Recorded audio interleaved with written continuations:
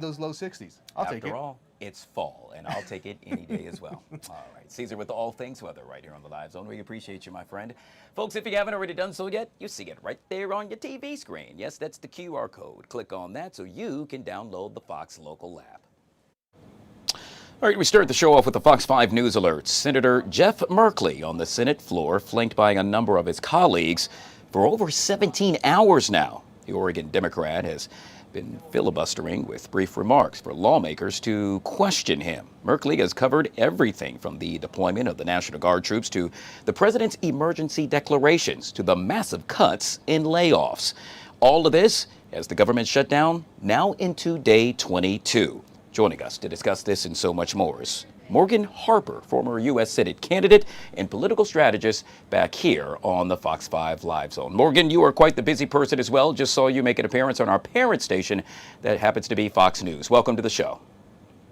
Great to see you. All right, so let's jump right into this. This is now the second longest government shutdown in U.S. history. And I hate to put it this way, but what in the heck needs to be done in order to bring this to an end and reopen the government? Yeah, and we're starting to see some reporting on this. I mean, I do think it's going to have to take the president getting a little bit more directly involved, given that we have most of the Republicans that are in Congress that are not, including leadership, that are not willing to make a lot of moves without his approval. I think that is what it's going to take, because ultimately there is a political risk that I think probably does hit Republicans a little harder than Democrats, because they are in control of the government. So as we're starting to see the wave of impacts from the shutdown, as people are out of work longer, I was just on a flight this morning hearing the TSA agents joke about not getting paid. This is going to start to be a bit of a crescendo, and I do think the Republicans are going to be a little bit more motivated to have to strike a deal. Yeah, this as we also see millions of the poorest Americans, they're soon going to be impacted by the government shutdown as well. How? Well, I'm making reference to the SNAP food assistance programs that may soon run out. Yet again, this is more reason for lawmakers to get it done, Morgan. One would hope, but I mean, I think we've all been experiencing for some time the disconnect between the needs of the people and the priorities of the federal government. And so it's not a good situation. And like you've referenced, I mean, SNAP benefits is a whole nother subset of the population that's going to be impacted by this.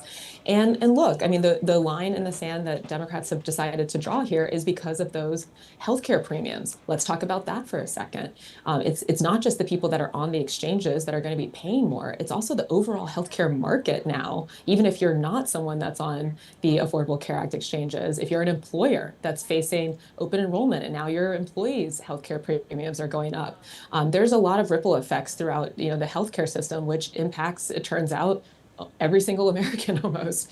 And so, I see why the Democrats decided to draw this line here. And again, I do think that there's going to be just mounting pressure for some kind of deal to be struck to try to recalibrate the government and make sure that it is meeting the needs of the people in this moment. Yeah, and that's a dire need. Yet again, day 22 of the government shutdown with no end in sight. Obviously, we will continue to follow this throughout the afternoon right here on the Live Zone. I want to move to the state of Arizona, where we know that, well, a lawsuit attempting to force House Speaker Mike Johnson to swear in the representative-elect now underway. At issue that most folks are making reference to is that the House Speaker is refusing to do so because once that happens, well, the Epstein files could very well be opened. I'm curious, your thoughts on that?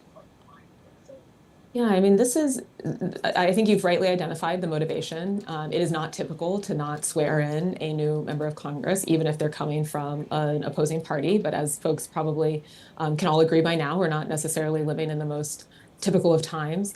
And so, yeah, I mean, I do agree that that's the motivation, that there's a lot of fear around having to continue to talk about the Epstein thing. This is something that even people that are part of the president's base, a lot of Republican members of Congress bases that have a lot of strong views on and want there to be accountability on this issue. And so that splintering within the Republican coalition on this topic is a risk for them, especially the closer we get to 2026 and these midterm races. And so understood why Mike Johnson wouldn't want to do that. But again, talking about the risk for Republicans here, that starts to sound a lot like fear of accountability, typical political maneuvering, and the exact thing that a lot of Americans are really, really tired of, and might decide to hold people to account for in 2026. Yeah, Morgan, many would argue it's not a matter of if It's just a matter of when the Epstein files, in essence, will be released. We will keep a close eye on that. Speaking of keeping a close eye on, how about we talk about President Trump? In this case, he wants financial compensation from the Justice Department for investigating him. Now, Trump says he's owed damages for 2 investigations. He is reportedly seeking, count them, some $230 million as compensation. You think this is going to happen? I don't know, but I would put this in the category of the type of feels like corruption to a lot of people. I know that the President Trump has said that he plans to, if he does get these funds, to devote them to charity. I don't know who would enforce such a commitment. And so we can go ahead and, like I said, put that in the category of potential corruption. But there's a long list in this administration, unfortunately. I mean, the Argentina bailout that, I'm sure you all have talked about some, what it seems like it's a giveaway to cronies and friends, the president of Secretary Bessent, to be able to give this money, taxpayer money, to a foreign government to try to uphold their economy while so many people in the U.S. are struggling. So, yeah, not hard to predict what exactly will happen here. But I do think this is another one that could carry really significant political risks for the president. Well, quite honestly, if we had that crystal ball in front of us, you nor I would be standing right here having this conversation. We'll move on to President Trump's nominee to head the Office of Special Counsel, now withdrawing his consideration amid a scandal over leaked text messages. Yesterday, Paul Ingrassia announced he'd be withdrawing his name because he doesn't have enough Republican support. Now, this comes after several GOP senators said, in essence, they would not vote for him over Political's reporting of inflammatory remarks he made about Martin Luther King Jr. Day and having Nazi streak, if you will. He also allegedly said the founding fathers were wrong in that all men are created equal and that the nation needs to, well, in essence, really make sure they recognize the white leadership of the past. It's evident this was the right thing for him to do. Yeah, I think the most surprising thing here is that there were Republicans in Congress that agreed it was the right thing to do. And so, we're in a period right now where a lot of the held norms around diversity, for example, are under question. I think a lot of folks are feeling like they're not quite sure if we do have such a strong commitment to that as a country, of being a place of inclusion, melting pot. And a lot of that confusion is coming from signals they're getting from this administration with the rollback of diversity, inclusion programs, and all of these things, with the questioning of funding for Smithsonian, African American History Museum, et cetera, that upholds the legacy of Martin Luther King. Sure. And so, seeing Republicans here that are saying this is not appropriate, this is going to be some kind of standard for the type of people that we will allow to hold positions of influence in the federal government, I will say is kind of surprising, but I think welcome to a lot of folks who do think that that's an important value and standard for those that are serving in our government. We'll end with this, different Morgan. Political backgrounds, by the way. Yeah, very much so. And we'll end with this, Morgan. That is, a man pardoned for his role in the January 6th attack on the Capitol is back in custody for threatening to kill House Minority Leader Hakeem Jeffries. Now, New York State Police arresting the man in question, charging him with making a terroristic threat. A Class D felony documents show that he sent a text message saying he couldn't allow Jeffries to live and that he would kill him. Go figure. Yeah, scary stuff. And, we're seeing a lot of different forms of political violence right now and against elected officials, a lot of collateral damage, even if you're not an elected official, feeling some fear around being the impact of an incident that could happen. And so, this feels like another one of those things that should be just standard line for everyone, regardless of party, that we should not be enabling these types of people and endangering the lives of those that are trying to serve the country. And it comes down to accountability. I mean, I think a lot of folks that around January 6th that felt like that was a necessary part of accountability to hold people who had threatened the Capitol accountable. It's the same standard that should be applied to the corporate titans of this country that have violated laws and taken money away from hardworking Americans. And so, moving ahead, again, looking ahead to 26, 28, I think this theme of accountability is going to be really important. And the party that can credibly, or the candidates that can credibly say that that's a priority that they have upheld, are probably going to be more favored. Well said. Yet again, we've been speaking with Morgan Harper, former U.S. Senate candidate, joining us right here on the Live Zone. Always good to see you, my friend. Thank you so much for joining us on the show. Good to see you. Thanks. All right, folks. Well, just days after a ceasefire, Israel has launched a new wave of airstrikes in Gaza following the killing of 2 IDF soldiers. In essence, a number of folks are now stating we are about to be yet again on the brink of a full-fledged war. as both Hamas and IDF accuse each other of violating the truce. The question now is whether the deal ever had a chance. Joining us to discuss this and so much more is Mr. Abdullah Hayek, a Middle East History and Peace Fellow with Young Voices. Sir, good to see you and welcome to the show. Thank you. It's great to be here again. All right, correct me if I'm wrong, but you just heard me make mention of the word brink of war. And so many folks are stating that this could actually really happen. And the catapult, if you will, happens to stem from yet again a minor incident. I think it's too early to tell if this would actually develop into a full-scale renewed war. We have to recognize that the architecture of this deal is a give and take one. It's a transactional one. So far, the phase one of the deal has been a success.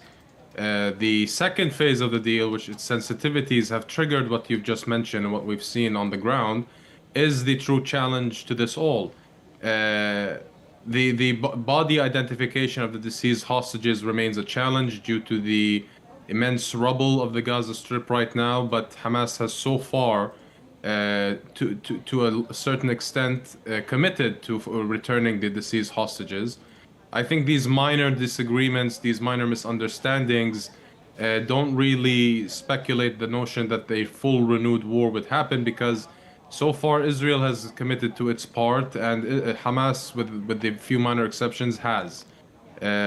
So far we're going on the right track in terms of the ceasefire process implementation. But let's talk about the humanitarian effort, if you will, or what many would call a fallout. And that's perhaps fair to say because of the resumed airstrikes that are now threatening aid deliveries. Is that yet again an issue and something to be concerned about? Well, that's one of the gaps within the ceasefire that haven't been fully clarified and fully implemented. Within the 20-point plan that Donald Trump laid out a few weeks ago, it reserves Israel's right to prevent humanitarian aid and the humanitarian corridor from flowing in if there are mishaps on Hamas's behalf. I think that is disadvantageous to the Israeli interest and to the full implementation of the ceasefire. If Hamas is going ahead and falling back on its responsibilities in implementing the ceasefire, what do the people in Gaza have to do with preventing the humanitarian corridor from reaching them? It's important to note that the humanitarian corridor is really there for the benefit of the people in Gaza. Now, despite Hamas having a past of taking advantage and controlling those humanitarian aid, nonetheless, with the new environment we have now, a ceasefire in effect, I think it's important to realize that the benefits of reaching humanitarian aid to the Gazan people would play a long way, especially that we've seen massive animosity and resentment and protests against Hamas on behalf of the Gazan people. So doing that would prevent that development from progressing into something beneficial to everyone. Yeah, well, obviously the U.S. keeping a very close eye on all of the developments, so much so that Vice President J.D. Vance paid a visit to that region, met with Israeli Prime Minister Benjamin Netanyahu. This is proof in the pudding that the U.S. yet again wants to make sure this ceasefire deal stays in place. Absolutely. I think that the U.S. has a major stake in this. The manner in which it delivered the ceasefire to the finishing line was quite impressive. We've seen strong engagement, not just on behalf of President Trump in the process, but we've seen a group of diverse and somewhat talented individuals taking place in this. Usually the Israeli-Palestinian process involved traditional diplomats and politicians, whereas Donald Trump brought in new minds. He brought in his business allies from New York, like Steve Witkoff. He brought in Jared Kushner, who has a business background. And of course, J.D. Vance, which is the Vice President of the United States, is there to bring that to the finish line. I think Vance's visit, especially in light of Donald Trump's recent visit, shows strong U.S. interest in having the ceasefire fully implemented, especially Donald Trump right now is eyeing U.S. engagement and involvement in ending the war in Ukraine, as we've seen with President Zelensky's recent visit. All right, we'll have to leave it there. Yet again, we have been speaking with Abdullah Hayek, a Middle East History and Peace Fellow with Young Voices. Sir, I truly appreciate your time. Thank you so much for coming on the show. Thank you.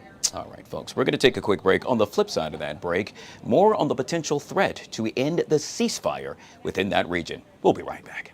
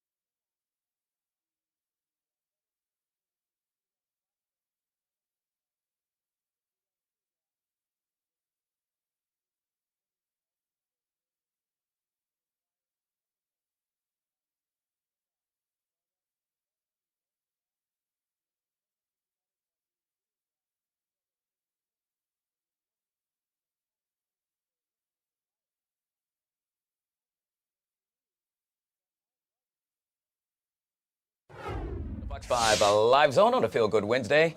It always feels good when you get a chance to say this man's name. Kyle on the mic. Yes. You can drop the mic Come on now. It's always great to be with that guy right here. No pun intended, okay? What's up, my man? Hey, Good man. to see you. Good to see you as well. Everything's been blessed. Blessed and busy. I'm not going to lie. Blessed and busy. This started my second season, my interview series, Stand Out with Kyle. We have an episode airing today. Nice. So follow us on all social medias at Stand Out with Kyle and subscribe to Kyle on the mic on YouTube. And it's been blessed and busy. The Culture Con, I mean, and look, and now I'm back here with my Fox 5 fan, all right? You have been all over. I tell you, I stalk you all the time. You know what? I see you too in your suits. Now, let me tell you, there's not an off day, okay? There's never an off day, okay? I appreciate you, my friend. Let's talk about some of the stuff that you, my friends, are talking about at home. We call this our Wednesday Talkers. This first one is somewhat interesting to me. We're talking about the best and worst drink to order on a first date. Oh, Lord. I think we're going to get in trouble with this one. A new study has now identified the best and worst drink to order, and it turns out people who are most confident order their drinks neat or start off with heavy shots. I don't know about that, Kyle, on the mic. I'm like, if we go on a date now, I guess they want to get the realness out of you and get you lit because you say the truth when you're drunk. Yeah. But honestly, I'll do wine. I like a nice, simple wine. And you know, when you're lit with wine, it's a different type of lit. Sure. You're right. You're just more relaxed and you feel good. If we're taking shots, I'm like, girl, your breath stinks, but I love you. And it's like, whoa, that's how you really feel. I think the shots are really abrasive. Oh gosh, I think if we're doing shots, I'm thinking about more than just having a date. Right, yes. Someone's we're going to shoot the club up. Okay? Oh, yeah. Okay? I hope I can say that. Yo, you can't Live Zone, we said it. Oh, well. Happy Wednesday. Okay, no pun intended. First drink that folks are most likely to sip on spirit-wise happens to be tequila. Okay, I'm a tequila fan. Well, I'm a big Scotch fan, but tequila comes second. And then the drink of choice, you said wine, happens to be margaritas. Yes, I can see that. That's a social drink. Yeah. And some people, and then if it's happy hour, whew, yeah, Lord knows what's going to happen after that. We both may be just laying on the floor in the bed together. Are you a sugar rim or a salt rim? Sugar. Really? Yes. I like sweets. I'm a sweet tooth. But like sugar, I think it just adds more flavor to it. Yeah. Salt is kind of like, ugh. Okay. Well, I'm a salt guy. Really? So what do you like about the salt? It just adds a little bit more flavor, if you will, to the whole margarita. And then, what's that spicy rim one? Oh no, see the spicy stuff. I tried it before.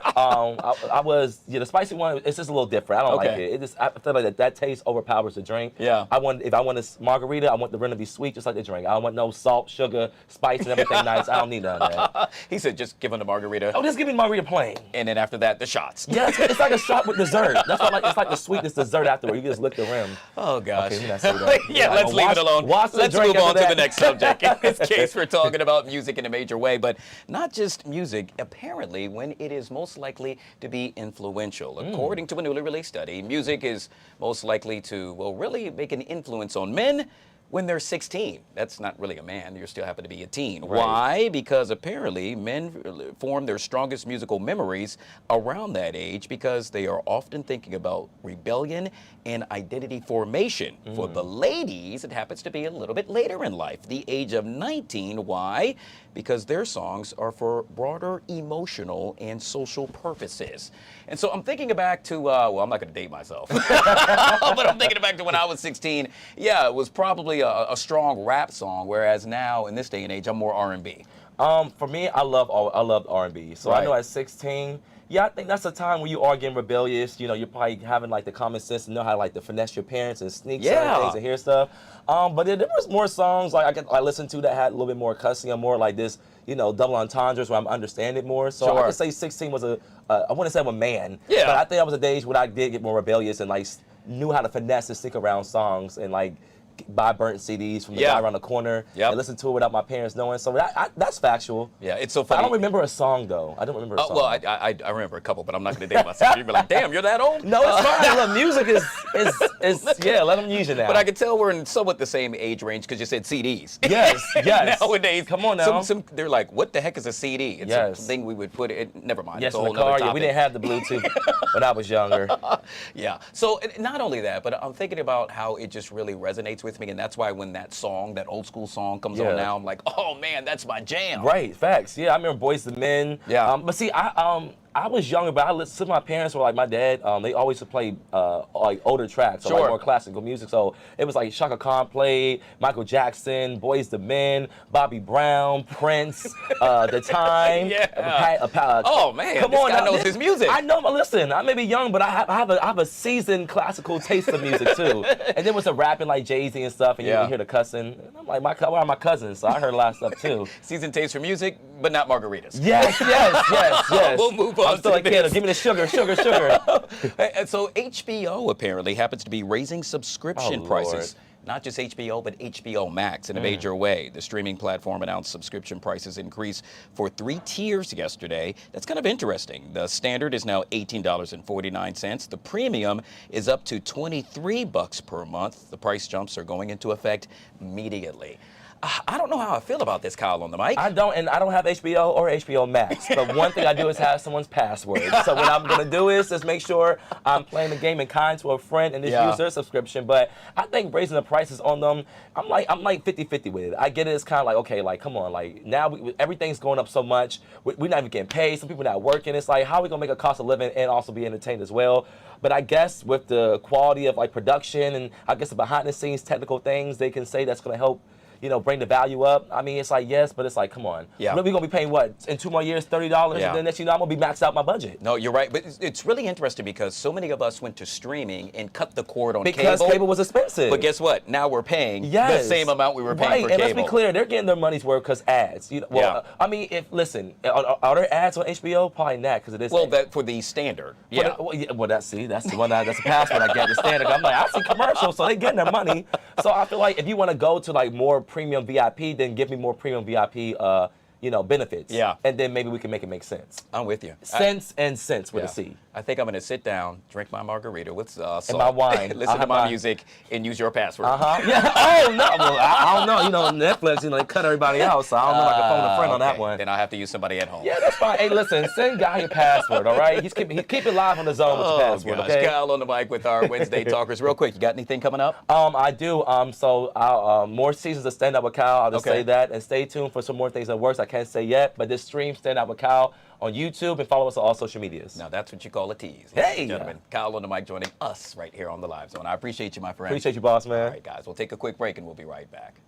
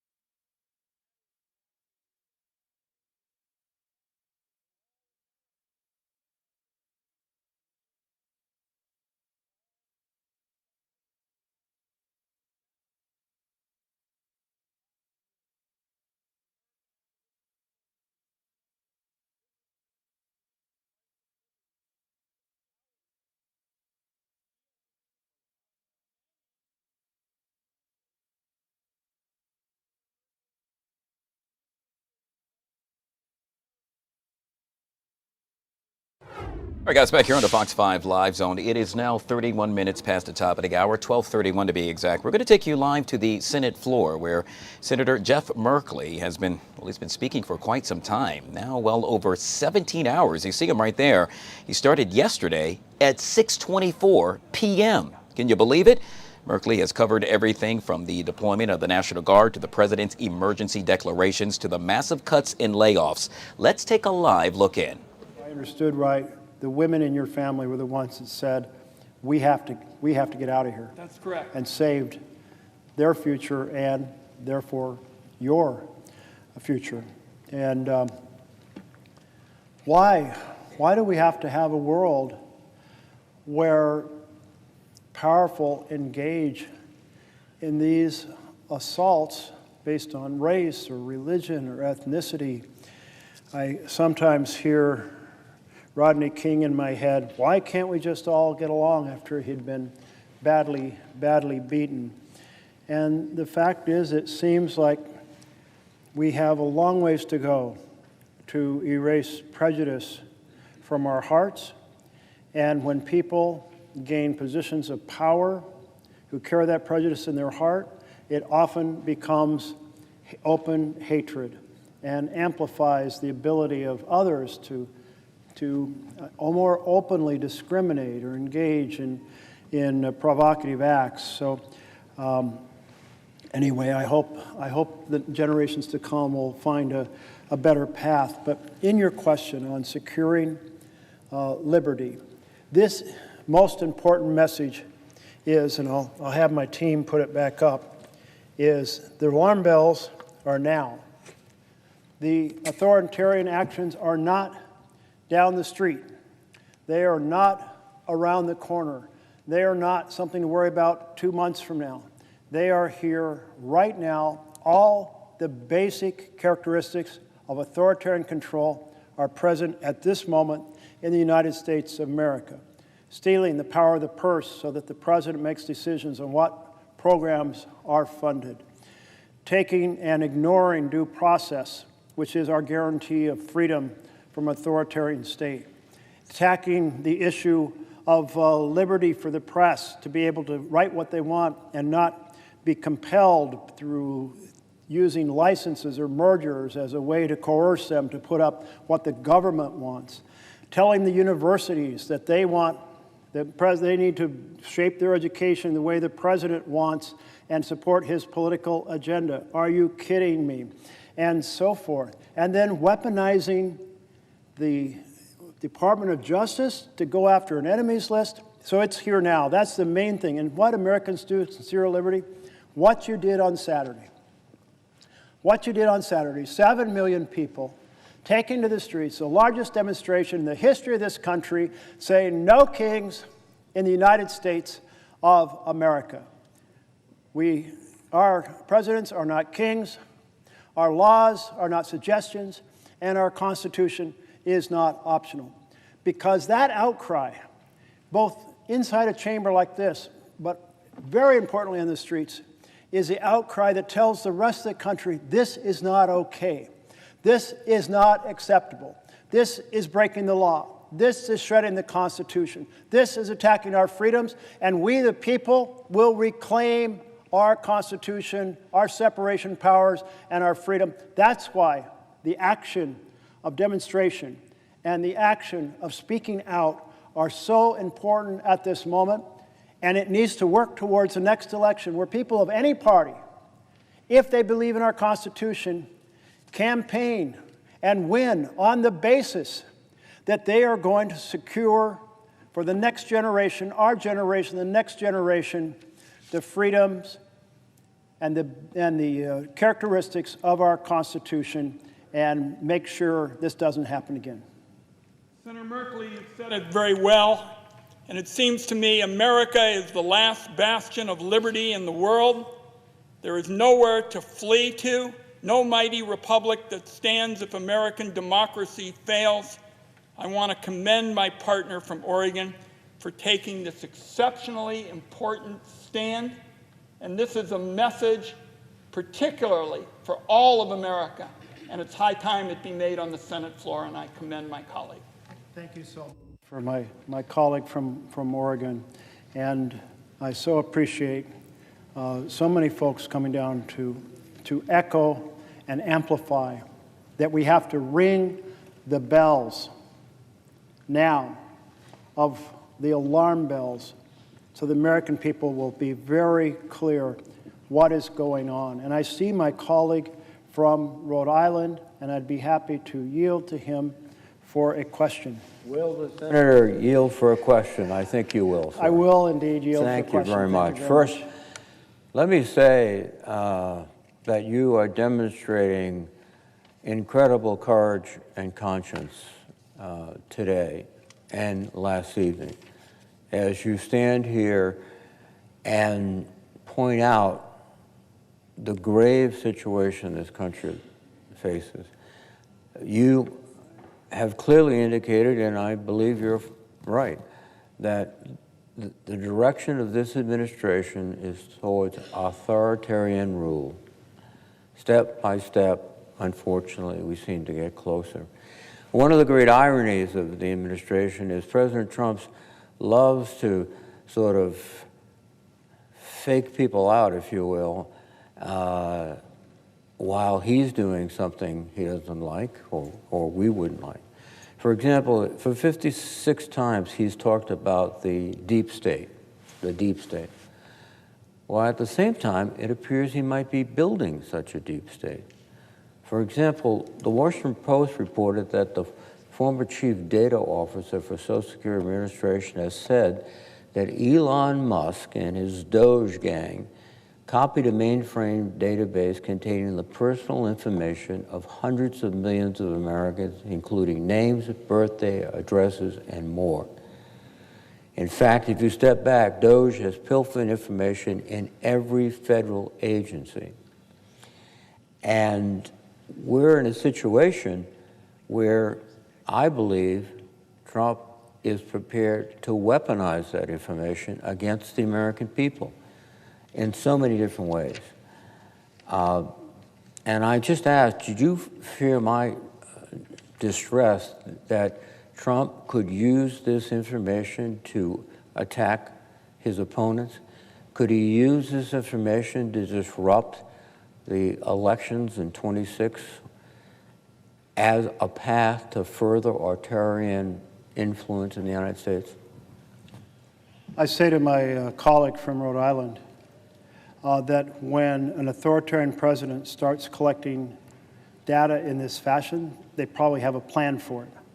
And that plan is not going to be one to enhance liberty for the American people. All right, yet again, a very busy day right here in the nation's capital on Capitol Hill. You have been watching Senator Merkley, flanked by a number of his colleagues, discuss all things surrounding the government shutdown, just to name a few. Yet again, now in day 22, Senator Merkley now speaking for more than, count them, 17 hours. He began last night, shortly before 6:30. We'll continue to monitor this throughout the afternoon right here on the Fox 5 Live Zone. Well, if you take a peek at the calendar, you'll realize, well, it's quite honestly homecoming time. In this case, I'm making reference to Howard University, and boy, do they do it big. You see, tomorrow night at Bethesda Theater, one of the city's legendary groups, the Blackbirds, takes the stage for a special performance as part of Howard's Homecoming Alumni Series. And this afternoon, we're honored to have the group's lead singer, the incredibly talented Keith Kilgore, joining us right here on the Live Zone. Good to see you, my friend, and welcome back to the show. Hold on one second, Keith. I want to make sure I got the sound on. Sometimes we get the little gremlin, so let me just press this button right there, and I think we got it. Let's try it again. There we go. I can hear you loud and clear. Beautiful. Great to see you. Thank you for having me. Yeah, Thank you. but of course, Yes. I am so excited about this. Obviously, I probably didn't give you justice with regard to the intro. I should just say one of the best to ever do it and then drop the mic and walk off the screen. Yeah, that's all right. Yeah, this is great. I mean, we have been blessed to be around for over 50 years, doing it in the park. So, that's been one of the highlights of this whole thing, that we're celebrating that and celebrating Howard University Homecoming, of course, and the initiation of the Blackbird Scholarship Fund. Yeah. So we're going to obviously we're going to talk about the Blackbird Scholarship Fund, but it's not every day I get a chance to talk to one of the guys that put out one of the best songs ever. And I mean ever. And not only that, but obviously I hail right here from the DMV. And so, when you say that, we're talking about Rock Creek Park, which we all love. Did you ever realize that that song would reach that much success? Not really. I mean, we wrote it in a place called Camden, New Jersey, and at a sound check. And we just put it together, went out to California and recorded it. And we were standing in the playback room, and I said something about doing it in the park of Rock Creek Park. It wrote itself pretty much. Yeah. And so we just went on, and it just did what it did. We were fortunate at that time to have a singer on there by the name of Mary Clayton. Mary Clayton used to be a Raylette with Ray Charles. And she's doing all the oohing and ahhing and all that good stuff. So it's just a song that's has just lived. Yeah. It's funny. I'm sitting here. There are people walking by, and they're looking up. They're like, is that? Yeah, it is. It's just so cool to know that, yet again, to have you on the show. And we're thinking about all the amazing things and accolades that you all have had over the years. I always wanted to ask, and I don't know if it's the right question, but when you think of a song that reached that magnitude, I would assume every time you show up to play, you play that song. Does it ever get old when you have to play it every time you perform? No, I don't think we've played it right yet. It's one of those kind of songs that once you kind of lock in on that groove, it kind of just carries you. And it's such a fun, light kind of feeling. And it truly reminds me of Rock Creek Park. I mean, it has that, I can see the trees and the rivers and all the stuff that we used to do in Rock Creek Park. So to your question, no, it really doesn't. I've always enjoyed playing it. And as a drummer, I got a little drum solo in there too, so I'm good.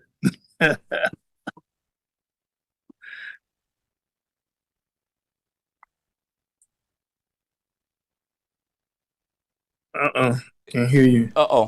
Click on my mic there, Joey. There, you got it. All right. So that's one of the songs that I would think that no matter what, You will always remember it. It will live and thrive throughout the test of time. And not only that, but then you all are giving back in a major way. And you made mention of the scholarships earlier, or the foundation, I should say. Yes. The two go hand in hand. And to think that you found that to be just as important speaks volumes, not only about you, but the group in its entirety. Yeah, I mean, you know, our piece was born in education. Dr. Donald Byrd, that's what his whole mantra was, to bridge the gap between academia and the real world. And, you know, we want to give back. We want young people to come in and have some financing, because it's not free, you know, to help aid them along the way of getting this world-class education, because that's what his goal was, to take us out on the road on the weekends and expose us to artists and the business, recordings, and all the things that go into making this business of what we're doing, and how we have been able to survive this long is a testament to that. Yeah, it's just so cool yet again to have a chance to speak with you and talk about the amazing things that you all are doing day in and day out. As I speak about the day in and day out portion, I'm thinking about tomorrow. And with that being said, what do you think that you're able to provide so many new groups right now that have come together, and they too want to follow in your footsteps? They too want to give back in a major way, and they too want to have a song that will last the test of time. Yeah, well, it is just a blessing. I can just honestly say that. I mean, we have been sampled, well, a whole lot of times. Matter of fact, Jeezy just sampled Rock Creek Park. Wow. On one of his Still Snowing latest recordings. And so I think the sampling has really given us a lot more longevity than we would have thought. A lot of people don't even know who we are sometimes. They're like, what was that? Oh, I heard that song before. Well, who was that? You know, so it's a testament to that kind of thing that has kind of kept us going. But as an artist, I think you just do what you do. You write the songs, and you put them out there. They come from your heart, and, you know, let the chips fall where they may. All right, so the big show takes place tomorrow, and it happens to be at one of my favorite venues on the planet. I'm making reference to Bethesda Theater. I don't know if you know, Keith, but Fox 5 is based right here in Bethesda. It is literally right down the street. If I look out the window, I can see it. That means I'm coming to get you. So with that being said, Keith, well, what can we expect when folks walk into that amazing theater tomorrow and you all hit the stage? What are they going to see? What are they going to hear? Well, we're going to be playing. We've had the opportunity to play a lot. We have a lot of music because, of course, between Donald Byrd's records and the Blackbird records and the stuff that Larry and Fonz Mizell has written, we have been able to, I mean, we have like over 250 songs that, and that also includes Isaac Hayes, the stuff that he did as well. So you're gonna get a variety of different selections from that repertoire, which is pretty large at this point. And we've really had a chance, now that we've been performing a lot more, to get to some of these songs that we really love. People really like, and they always ask, well, can you play this song? Well, can you play this song? I'm like, yes, okay, I've got to go learn it, but yes, I can go play this song. And so they're going to get a taste of that. Our last CD was entitled Gotta Fly, so we're going to have some of those songs on there as well. And of course, we're going to do, our classics as well. Yeah, I am really excited about this. I'm going to show up and show out, and I would encourage everyone watching to do the same thing. Yet again, said it take place tomorrow at Bethesda Theater. It's funny because we had, obviously we talked about this last year as well, and so I put up a graphic just a second ago of the 50th anniversary, which you all did last year, which it's just so hard to believe that, yet again, the success of this song, and so many people love it so much that they, to your point, have sampled it time and time again. And it's hard to believe we have the opportunity and the luxury of being able to still watch you all do your thing. It's just so cool to have you on the show. Well, thank you for having us. Please, come down, bring as many people as possible. We like to party. That was one of our first singles, was Do It Fluid. So, we've always kind of had that happy music feeling, that light kind of thing. Love to dance. You know, those who can. I'm not one of them, but I do it on the drum. I'm pretty sure you got a mean two-step, my friend. Yeah, I mean, I probably been, yeah, 2.5 maybe. Keith Gilgore, of course, obviously the Thank Blackbirds, you. joining us right here on the Live Zone. This was fun. I truly appreciate your Yes. time. Thank you for having us, and I look forward to seeing you. Yep, tomorrow, yet again, at Bethesda Theater. We'll take a Bethesda quick break, Theater, guys. 8 o'clock. Show. We'll be right back. Okay.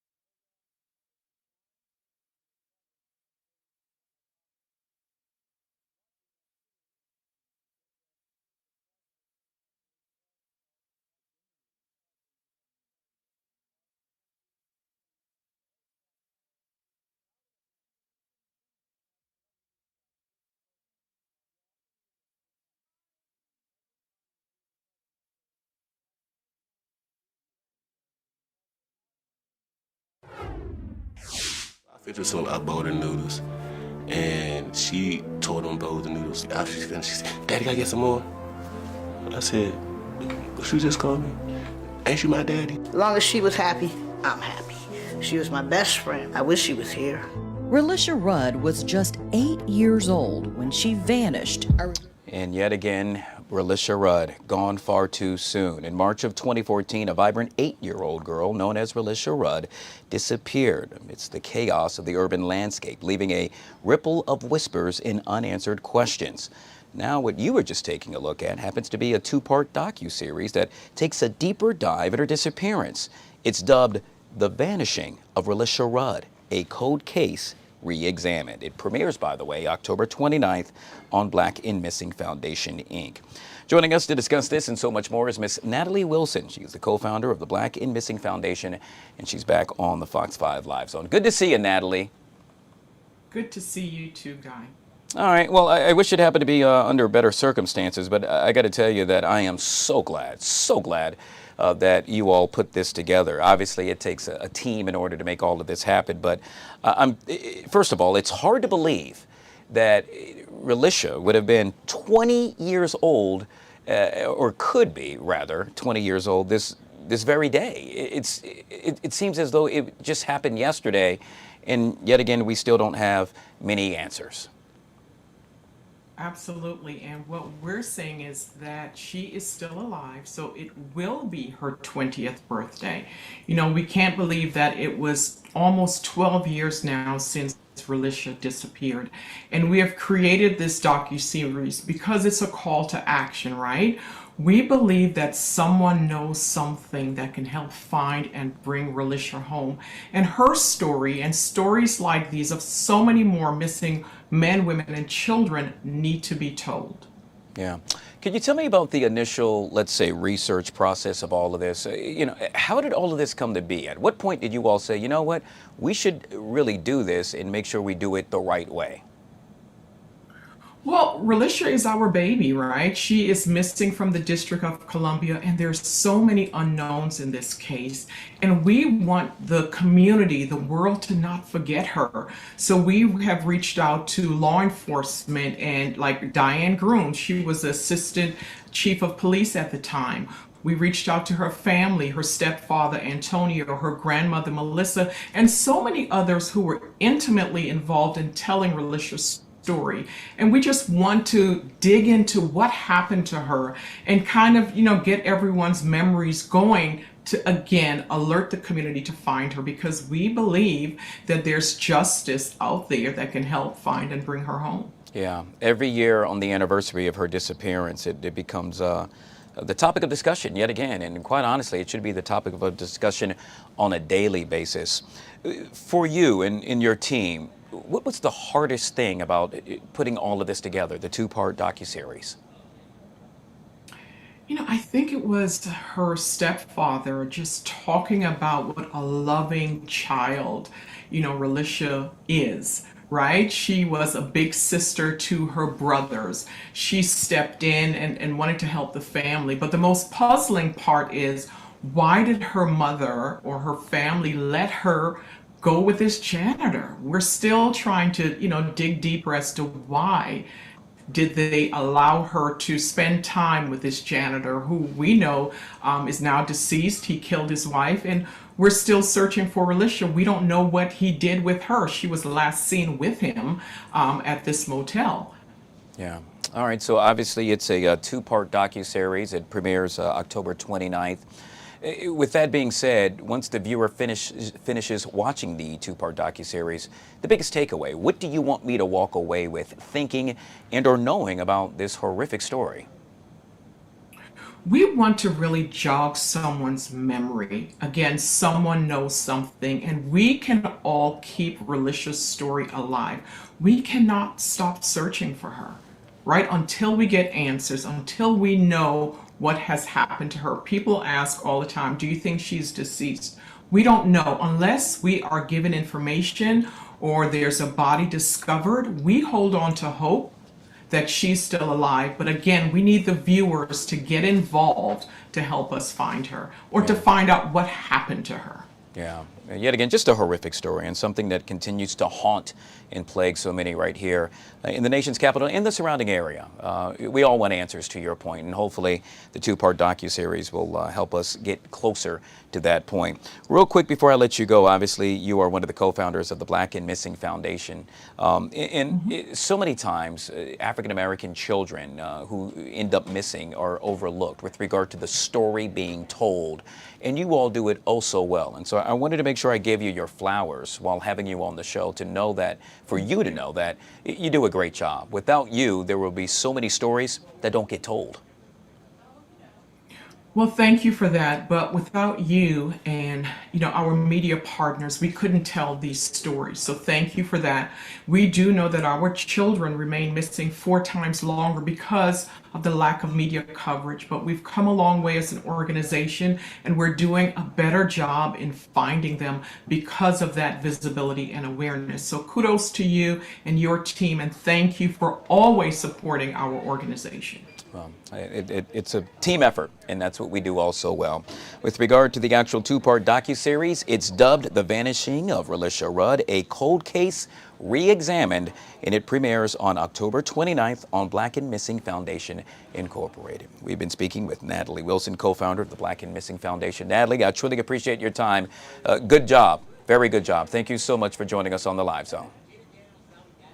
Thank you for having me. You bet. All right, folks, we'll take a quick break and we'll be right back.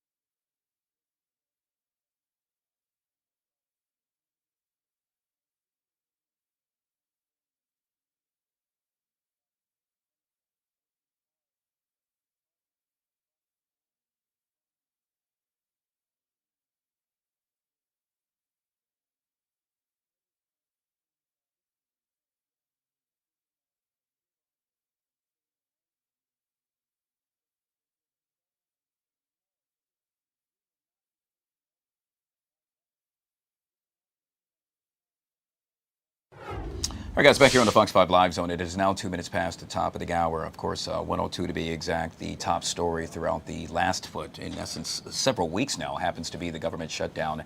Now day 22, Saida Abbas joining us with the very latest. And, well, quite honestly, there's no end in sight. Yeah, we want to talk about how we can help the federal workers that are going through it right now. And we have been talking about the shutdown, but now that we've been in it for so long, we're going to give you some ideas and some ways that, you can help federal workers and some things that are already happening in place. So we're going to talk about all of that just to make sure that federal workers know that they are not forgotten, and we want to help them. Yeah, it's coming up at 1:40 actually right here on the Live Zone. I'm thinking about the Capital Area Food Bank. Yesterday they had somewhat of a distribution of food, Yes.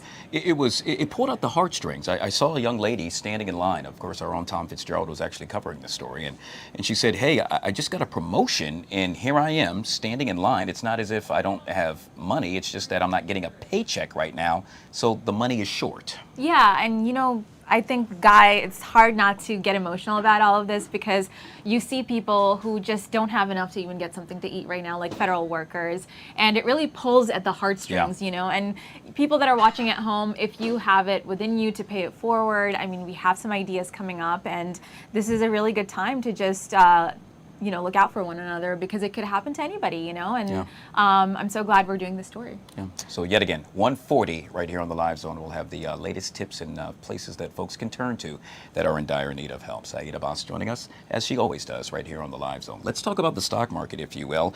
Every day it keeps rising to new levels, even as, well, let's just say stocks seem to be going sideways sometimes. In the last several months, just a few tech firms have been responsible for more than half the stock market rise. All are riding on a high on enthusiasm for artificial intelligence. So are we looking at AI pumping into the stock market? I would say that's the multi-trillion-dollar question. With this take and so much more is business analyst Parag Amin back here on the Live Zone. Always good to see you, Parag. Welcome back to the show. All right, Parag, so I got to ask you, out of curiosity, what is really moving the market forward? Right now, it's ultimately investor sentiment. You've got to remember that the stock market is really about the overall outlook and expectations of not only the economy, but the companies that make up the stock market. And right now, the Mag 7 is doing incredibly well. And so despite these kind of mixed numbers with a softening job market, we're seeing the Magnificent Seven, the names we've all heard of, Tesla, Microsoft, Apple, all being trillion-plus-dollar companies, really helping hold the stock market up. And that is kind of what is fueling investor sentiment right now. Yeah, so we've seen consumer inflation, but sluggish job numbers. I mean, it's hard to think that the two go hand in hand, but I guess with saying that, how in the heck could that happen? So when you look at macroeconomic factors, there's a lot of factors at play. So for example, when you're looking at inflation, one aspect of artificial inflation is these tariffs. And when I say artificial, it's because it's something that's completely government controlled. The government has chosen to implement tariffs which then increase the overall costs of things that people like you, me, and the listeners buy every day. And so our dollars go not as far as they used to. Now, there's also aspects that drive inflation, such as, for example, when the economy is doing well, there is more money circulating, and generally speaking, when there's more money circulating, inflation does rise, prices do rise. So this is kind of an unusual situation, partly because of the government taking highly unusual stances, particularly when it comes to all of these tariffs. All right, so we're talking investors, which, okay, let's say I dabble a little bit. In this case, the million-dollar question is, should I dabble with tech in the realm of investing? Cautiously, Guy, and this is not investing advice, but I would say that the thing about tech is that there has been such a run-up in the tech market, and particularly in the Mag 7, like I mentioned. All 7 of them are trillion-plus-dollar companies. Now, to put that into perspective, the first time any company in the stock market was worth more than $1 trillion in market cap was in 2018 with Apple. Now you've got significantly more company in that arena of trillion-plus-dollar market cap companies. And when you've got companies that are that valuable, the margin for error is very small. And if you miss targets, you can see pretty substantial. All right, so you heard me also make mention of AI. That seems to be on the top of mind for so many folks right now. And will AI, if at all, play a role with regard to investors and or the stock market? I'm sorry, Guy, it cut out. Could you repeat the question? With regard to AI, do you think it'll play a role at all with regard to the stock market and or investors? Perhaps it could help me, let's say, go down the right path to invest?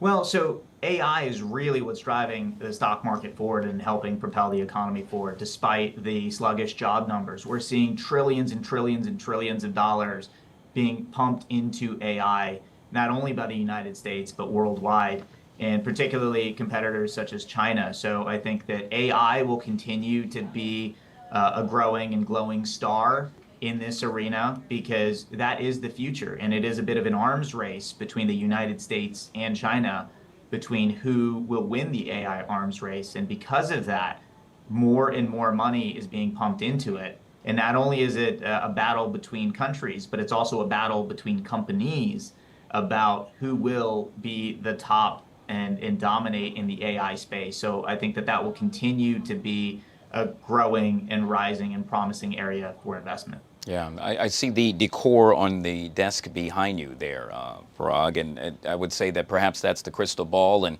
I bring that up because I'm going to ask you next, where do you think the economy will go over the next year or so? Well, right now, Guy, it is obviously a little bit uncertain. We're seeing aspects of that in the stock market, with many companies kind of moving sideways while the Mag 7 tend to continue to grow. And I think that's one of the indicators, and it's a good representation of what we're kind of seeing in our everyday lives as well. We're seeing certain winners continue to increase in value and continue to make more. And so I think there's going to be a bigger divide in the economy. I think, unfortunately, it is going to be harder when it comes to the middle and bottom areas of the economy. Some of the lower level or lower paying jobs are being lost to things like AI. But I think that we're going to continue to see growth in the top areas, in the top sectors, including for people who are able to help and work on AI to help companies in the AI race. Yeah, and growth is what we all want to see. Yet again, we've been speaking with business analyst Parag Amin, joining us on the Fox 5 Live Zone. It's always good to see you, my friend. My pleasure. All right, folks, we'll take a quick break. On the flip side of that break, we'll have a little fun. Media Prince joins us next for Celebrity Dish, right here on the Live Zone.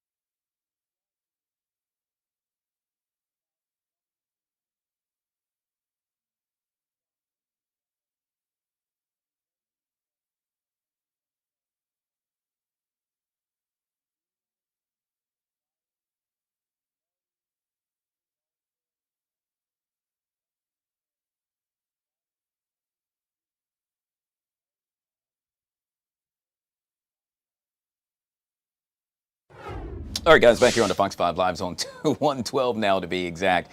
Time for a little celebrity dish on a Wednesday. Hey, normally on a Wednesday, we don't see this guy. Media Prince joining us for a little celebrity dish. You remixed it on us, Media Prince. You know, you got to shook and jive. You can't let them just, know your next move.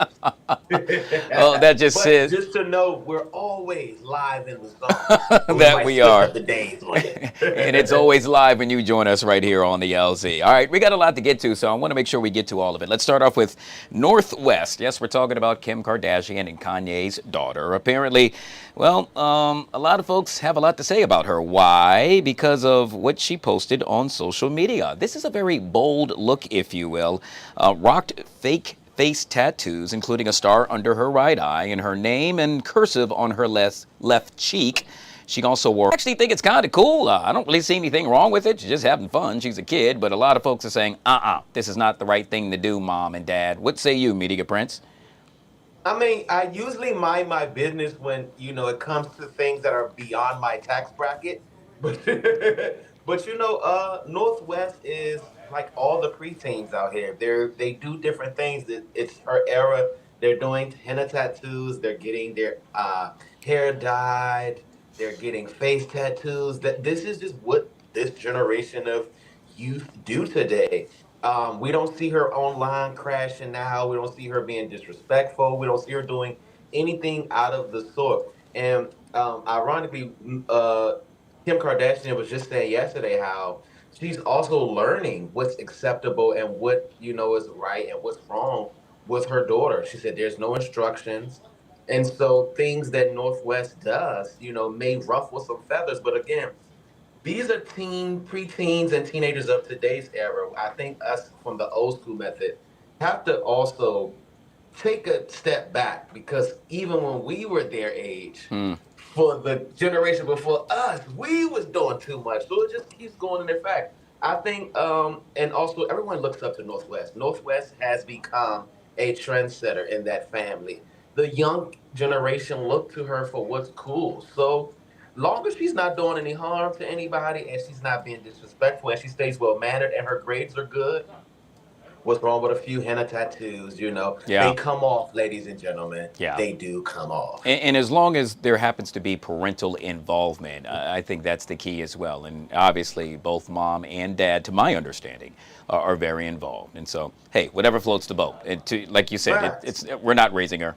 So I'll stay in my place. That's not the Kardashian child we should be worried about. It's Mason, who would get online and blurt all the facts. All right, that's a whole nother story. We'll have to save that for another celebrity dish. Why? Because I got to get to this. Media Takeout now reporting that Wendy Osefo is set to become, get this, Media Prince, Bravo's highest paid housewife.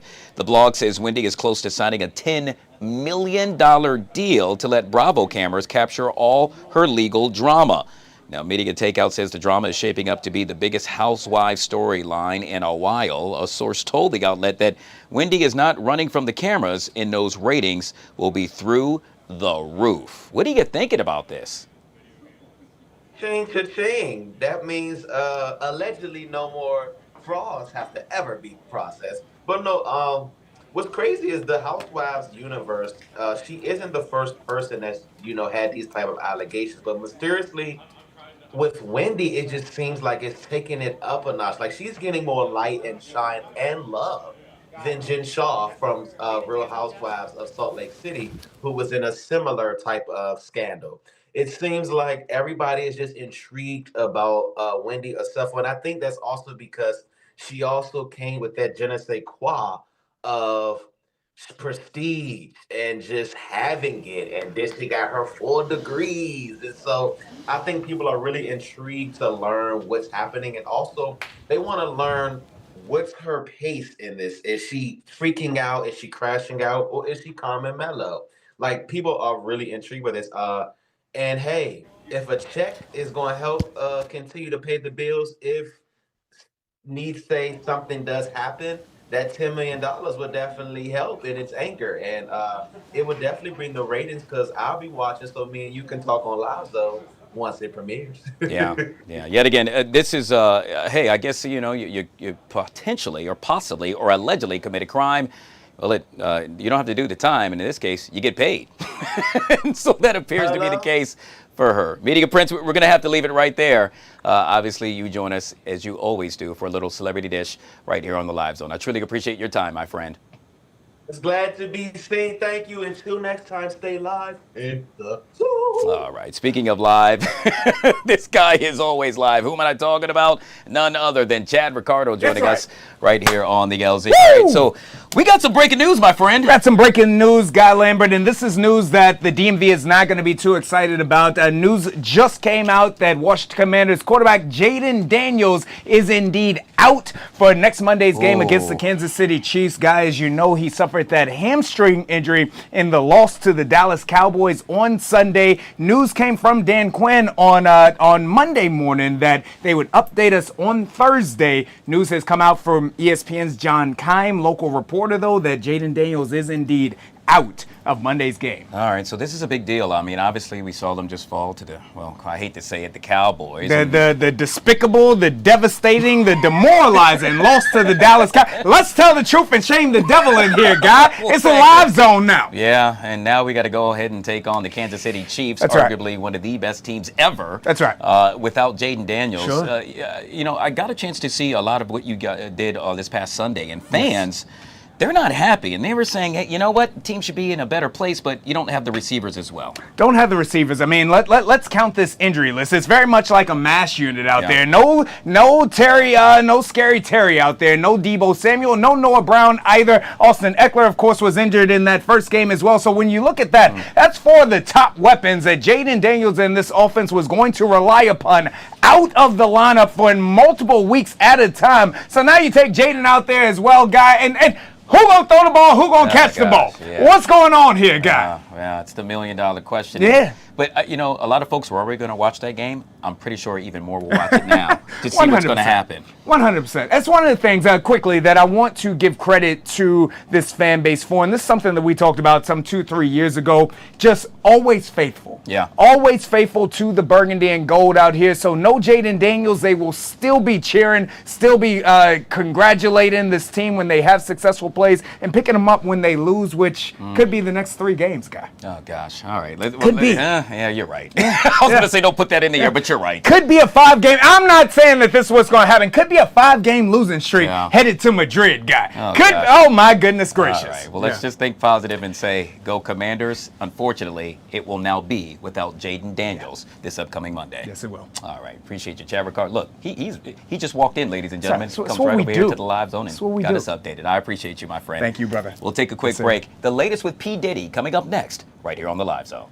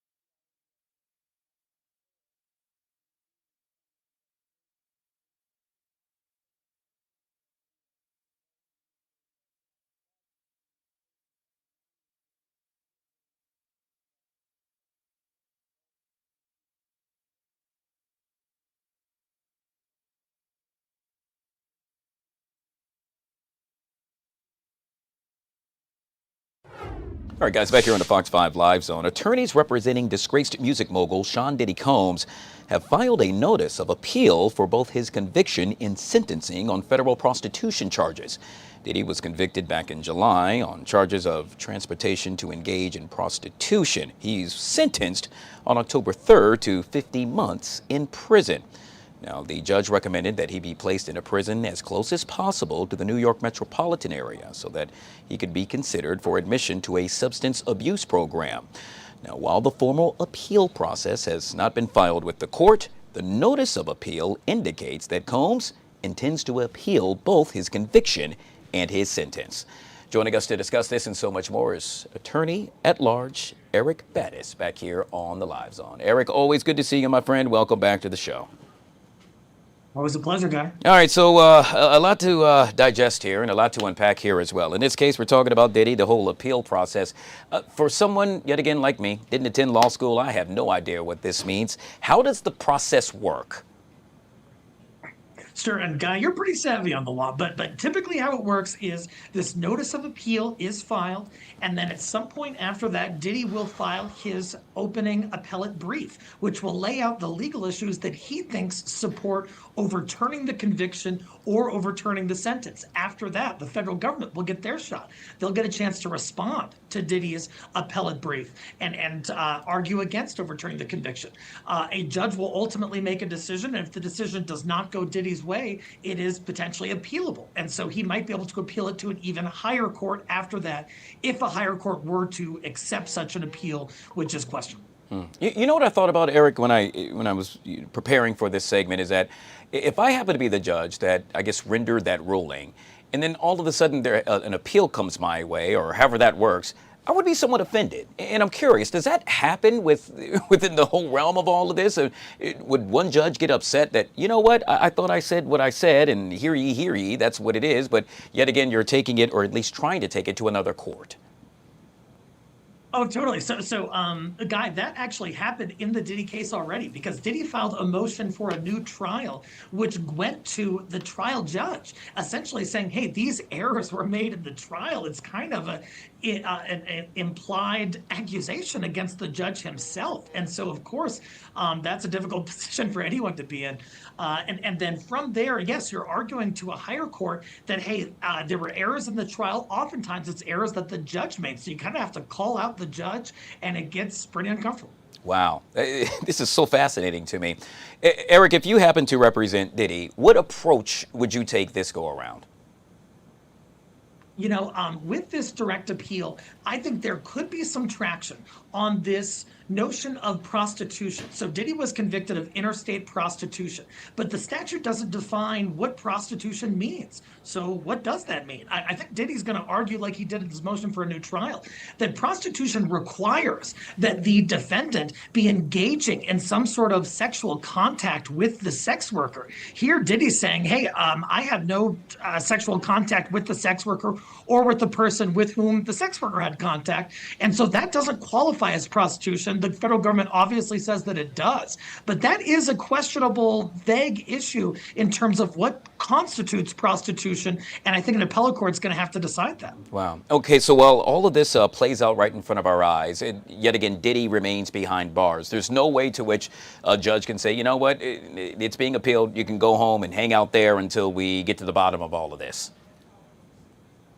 Sometimes there are appeal bonds that can be issued that allow a defendant to be released while the appeal is pending. I don't see any likelihood of that happening in Diddy's case. The judge was very clear in terms of what the sentence is going to be. The judge denied the motion for new trial, which will probably include the same grounds that Diddy is going to assert on appeal. And so, no, I think he's going to have to stay behind bars while this is adjudicated, which would take months or even potentially years. All right. All this, by the way, Eric, as we get word, according to TMZ, that President Trump may any minute now, quite honestly, any second, commute Diddy's sentence. The White House then coming forward saying, you know what, that's not the case. We never said that. TMZ then firing back saying, no, that is the case. We're sticking to our story. We've seen some interesting commutations and clemency from the Trump administration early in his second term, which is unusual. Usually this happens at the end of a term. He just commuted George Santos's sentence. A lot of people are kind of scratching their heads like, why would he do that? But there are some political benefits that he could possibly gain by commuting Diddy's sentence. There are communities that support Diddy, and President Trump would love the political support of those communities, which he at times doesn't have. And so he could score some political points and do something unusual, which would be kind of par for the course for this administration. Yeah, gosh, I tell you, Eric, you do such a great job of breaking it all down for us. I truly appreciate you coming on the show to do just that. Thank you, my friend. Eric Happy to be here. Faddis, attorney extraordinaire, joining us right here on the Live Zone. We're going to take a quick break. Hey, on the flip side of that break, producer Chris joins us, host of Do You Like It or Not in Live Zone Prime Time. All that and more coming up next, right here on the LZ.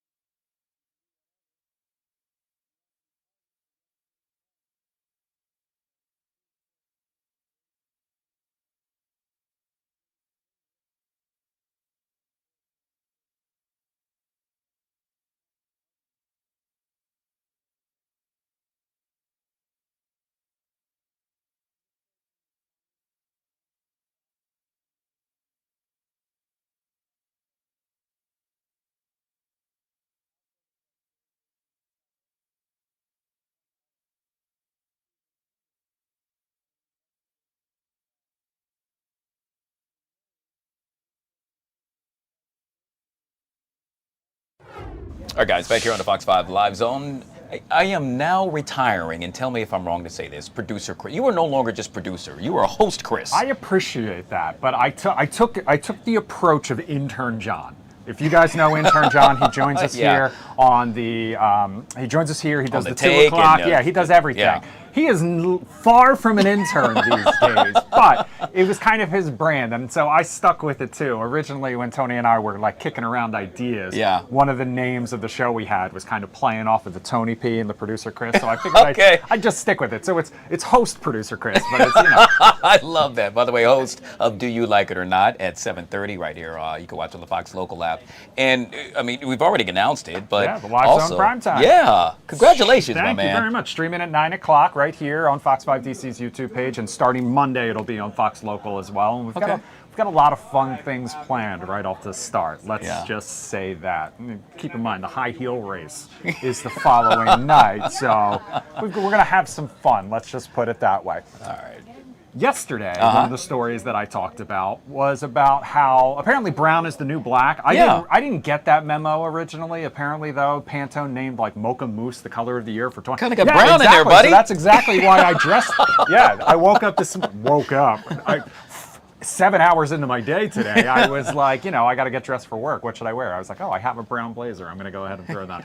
That's not what we're talking about tonight, though. What we are talking about is why your next trip out to eat could look a lot different, and it's all because of those GLP-1 medications. We did this story on the Do You Like It or Not a couple nights ago, talking about how menus are shrinking. They're going more high fiber, more high protein as a result, and one of those restaurants is right here in Washington, D.C. You see the headline from Washingtonian Magazine. Cuba Libre launching a special menu for the Ozempic crowd starting October 27th. The owner says he was basically having dinner with some friends, noticed they were ordering custom kind of like items to kind of account for the fact that they were on these medications. They wanted smaller portions, they wanted higher protein. So he decided that he was going to adapt his menu, not only at the DC location, but across the country as well. So Cuba Libre, one of the first ones in Washington, D.C. to come out and say that they are doing this. But you will see a lot more restaurants making changes because they're saying people are eating less, they're drinking less, they're ordering fewer, plates for the table as well. So a major change on the way. And obviously this is an industry that is trying to adapt and making a lot of changes to adapt to customers with changing tastes, shrinking budgets, shrinking alcohol budgets, and much, much more. Wow, this is a big deal. You know what? Not only is it a big deal, but it's smart. They are really on the cusp, if you will, of something that, well, to your point, they're going to make a lot of money on. It just reminds me of, let's say, when Instagram started or something like that. And, you do a restaurant that, well, it features all things Instagram. I would flock there. Yeah. That's why these folks are going to flock there. I will just say, one of the top comments, if you scroll down just a little bit on that Instagram post, and one of the things that we talked about a little bit on the show the other night was, will the price reflect the smaller portions? Or, obviously they'll have to, if they're going higher protein, those cuts of meat may cost more. So there's probably going to be a back and forth on this, and it'll take a little while before they work out all the kinks. But that is one of the first questions that people will have is, whether or not if you're getting less, if the price will be a little less too, which might then appeal to more than just people on Ozempic. But according to a recent survey, I think it was 12 to 14% of people admitted that they were currently on those weight loss medications. And keyword is admit, because we both know there are a lot of people who might be on them but might not say anything. Another 14% said that they wanted to try them.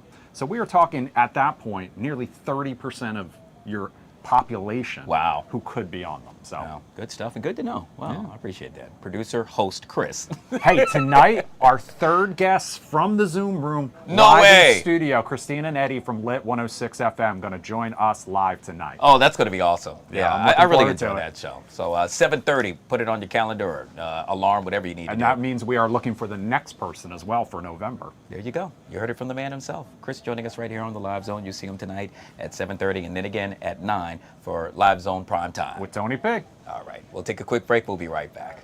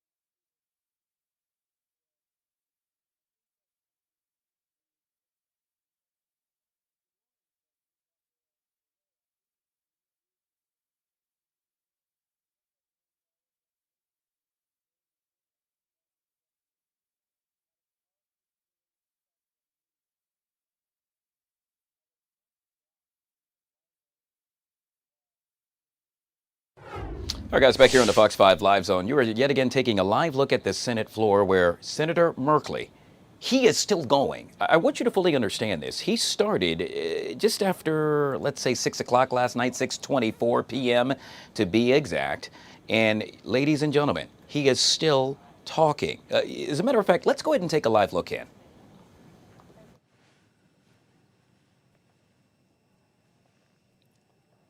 President Trump also considered using government regulatory agencies against unfriendly media companies. During the 2016 campaign, he had threatened Jeff Bezos, the owner of the Washington Post and Amazon, with antitrust action, tweeting, "If I become president, oh, do they have a problem." He also threatened to block the pending merger of Time Warner, CNN's parent company, and AT&T. And during the first months of his presidency, there were reports that White House advisors considered using the administration's antitrust authority as a source of leverage against CNN. And finally, in October 2017, Trump attacked NBC and other networks by threatening to challenge their license. This is written in 2018, but you see the strategies as they're reporting on January 2017 through January 2018. You see how the strategies were being explored that have been so fiercely pursued this year. You see that here he was threatening a merger, which is something he did with CBS. You see that here he was threatening libel law changes. And while he didn't do that, apparently, what he did in the most recent year was to do a lawsuit, a $10 billion lawsuit against the Wall Street Journal, because he didn't like something that they said. He also attacked, of course, 60 Minutes over them and how they edited an interview with Kamala Harris. So the strategy of attacking the press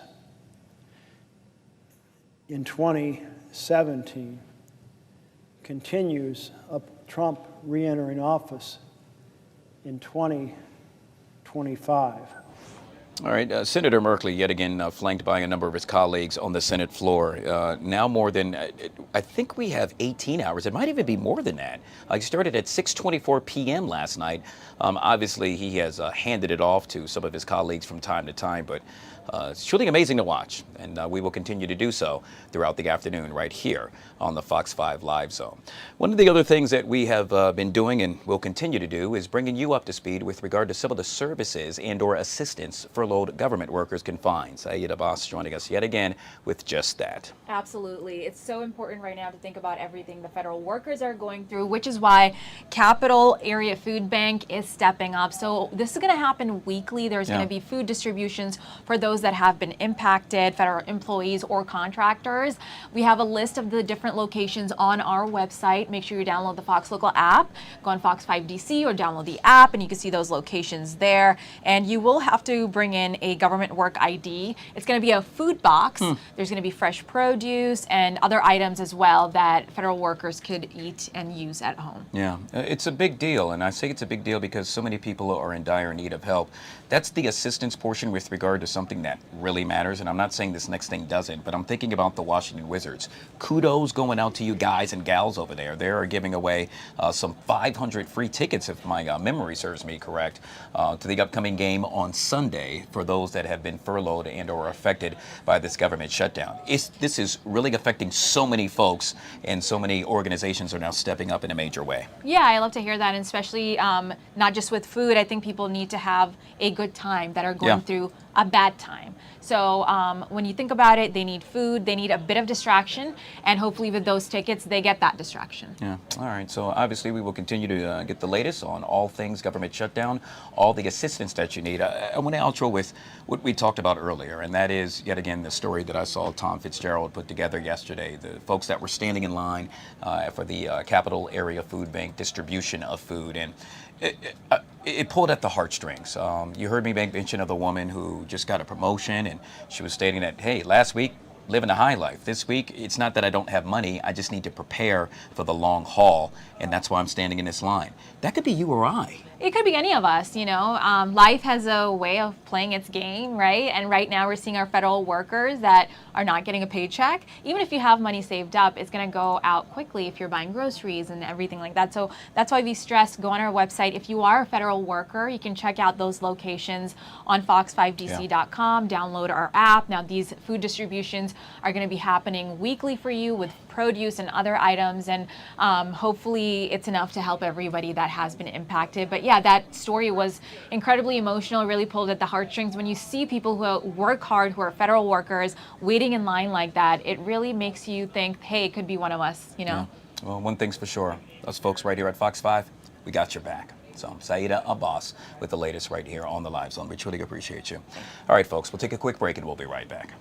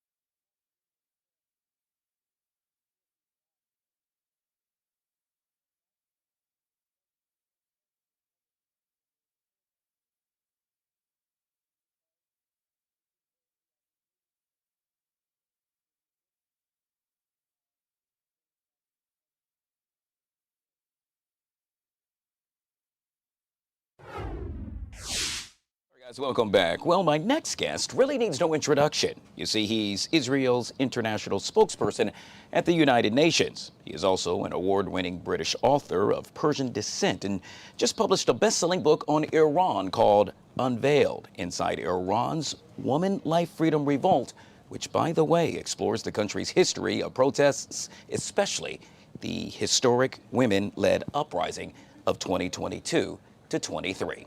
Don't let me tell it. He joins us right now on the Fox 5 Live Zone. Please welcome Jonathan Heronoff. Good afternoon, Jonathan. Good to see you, my friend. Good afternoon. Great to be with you, Guy. I got to tell you, we have been planning this for quite some time, and so the stars finally aligned and we can get a chance to chit-chat. You have so much going on, sir, and I want to start with the latest surrounding the ceasefire, what's happening in Gaza, and obviously, what do you think is to come surrounding Israel, Arabs, Americans, Hamas? I can go on and on. The past week and a half has been a time of tremendous jubilation, celebration, pain, tears of joy, but also tears of agony, because while we've received, all of the surviving hostages back home, they've returned to their families, and we've started to receive some of the deceased hostages, not everyone is home. So we're still not through the first initial phase that we thought initially would be the easier of all of the phases, but we're making some progress, and the United States has played an incredible role in brokering this agreement and also in helping enforce it, and some of its partners as well in the region. And what Israel has done as well is from the outset, from when President Trump and Prime Minister Netanyahu were in the White House unveiling the 20-point peace plan, Israel agreed from the outset. And what Israel is doing now is making it clear that we accept the terms of the ceasefire, but we're also going to enforce the ceasefire when there are violations on the other side. So when you have the Hamas terrorist organization killing IDF soldiers in flagrant violation of the ceasefire, and when it's continuing to brutalize its own people, then Israel will respond in a precise and targeted and effective way. But Israel is committed to the terms of the ceasefire, and we hope that we can plan to receive all of the deceased hostages so that we can move on to the next phase, which is looking at more closely how to demilitarize Gaza and how to disarm Hamas and how to bring about sort of a much brighter future for the region. Sure, we just made mention, or you did, sir, of America's role, Israel's role, but obviously there's a bigger picture as well, and that happens to be the UN role. I'm curious, what role should they take, if any? Now the UN's role is sort of in facilitating the aid that comes into that is coming into Gaza. But unfortunately, up until this point, the sort of role that the UN played in helping bring about the hostages was fairly limited, and that's a sort of compliment. We saw throughout the year and a half, 2 years, that much of the UN's focus, especially in the UN Security Council and the General Assembly, was on condemning Israel. It wasn't really on pressuring Hamas. It wasn't on sort of raising awareness of the plight of the hostages. And the result of that is that at the UN High Level Week, the General Assembly, end of September, there was so much talk and commotion inside the UN around statehood, recognition, but that's not sort of where the action came about. The real action came about inside the White House, spearheaded by the US and Qatar and Turkey and other players, with the UN very much on the sidelines. And I think that's sort of characteristic of what kind of situation we're in now. You are quite busy, my friend. As you heard me make mention earlier, not only are you Israel's international spokesperson at the United Nations, you are also an author and recently published a best-selling book known as Unveiled Iran, or Inside Iran's Women, Life, Freedom, Revolt. We're taking a look at it right now on our screen. I'm curious, why did you decide to write a book on this topic? For many personal and professional reasons. So personally, my family come from the region. My mother is Israeli, dad is British, and grandparents on both sides are Iranian. So I've always had this intimate connection to what's going on in the region, what's happening inside Iran, all of its incredible sort of history of civilization, its culture, its art, its music. There's so much beauty that comes out of the country, and there's so much similarity, so many parallels between sort of what the people inside Israel and the people inside Iran have experienced at the hands of the Islamic Republic. What I wanted to do is focus on sort of the potential for a brighter future inside the region, because right now much of the news focuses on the Islamic Republic's nuclear weapons program. It focuses on its dangerous and expensive proxies, its foreign policy.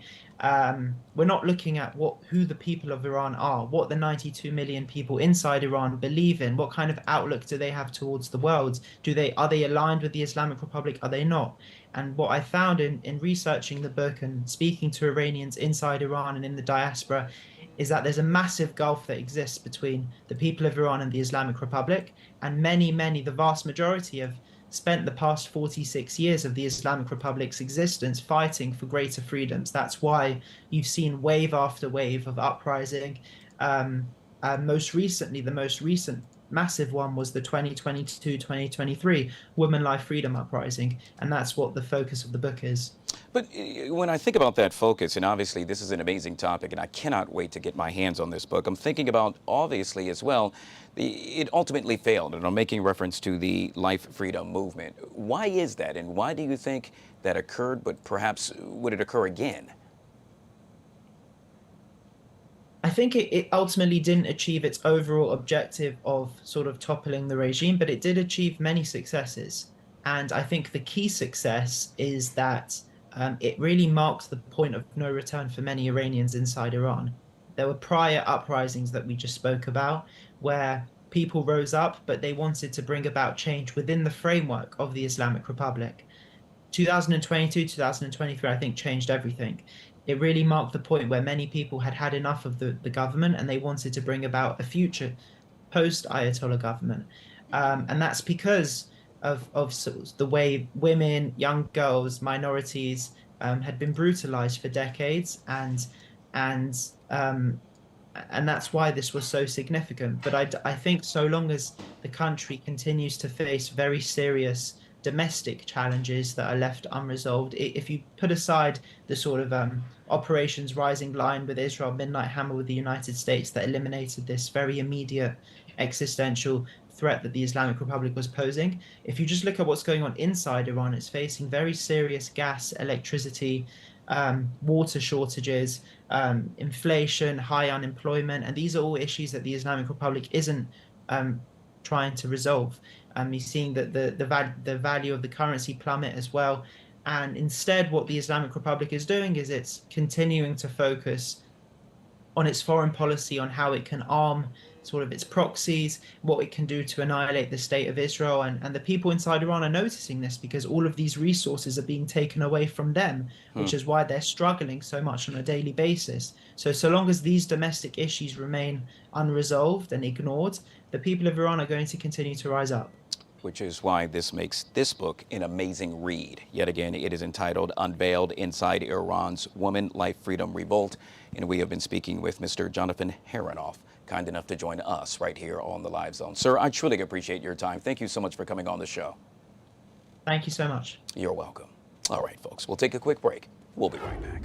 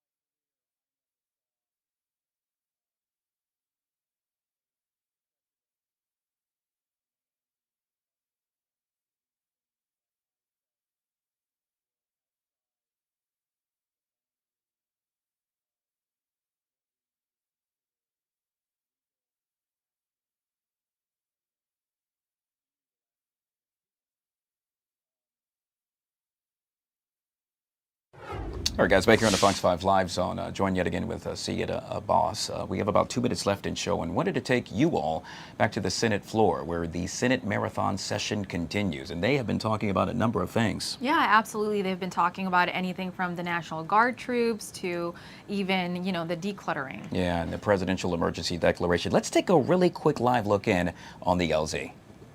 On the Pacific side, on the western side of Mexico, up into California, and we interdict those drugs, and then we prosecute those individuals. And in my view, I think the administration has not made a case to the U.S. Congress and to the American people as to why this is a legal action.